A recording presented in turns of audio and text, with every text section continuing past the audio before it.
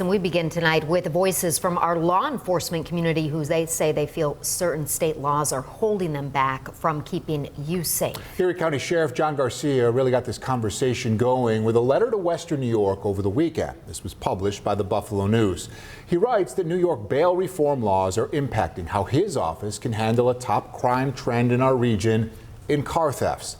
The sheriff says when deputies make a stolen car arrest, they often have no choice but to release the suspects back into the community.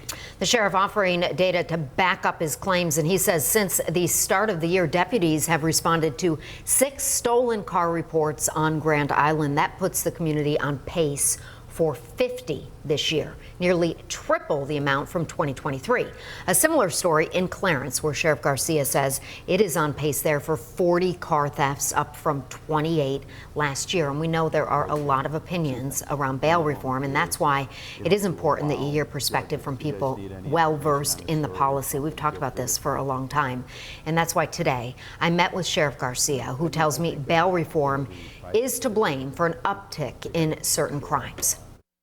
All this bail reform has done is improve the conditions for people that committed the crime. Erie County Sheriff John Garcia tells me he is increasingly concerned for the safety of this community. Garcia says because of bail reform laws, his officers often have no choice but to release suspects. We're the only state in the nation, New York, that does not empower the judges to make a decision on detaining somebody who is a dangerous person to the community. Sheriff Garcia says his office is joining other agencies throughout New York State to lobby for change in Albany. You see this from Grand Island to Clarence. The city of Buffalo and some of those first ring suburban areas are having double-digit car thefts in a week, sometimes in a day. People are stealing cars at a record rate.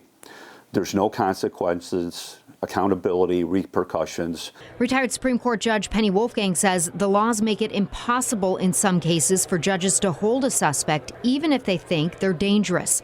I spoke with her by phone about bail reform. We're told by those who advocated for it that judges do have discretion. They can always use their discretion. To that you say what?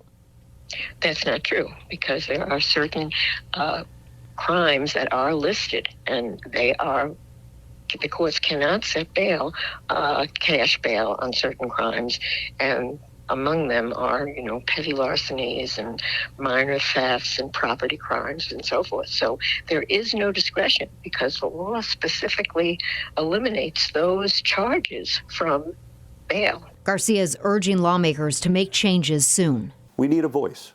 So we need as many people to lobby our legislators. And it's both, both Republicans and Democrats. It doesn't matter.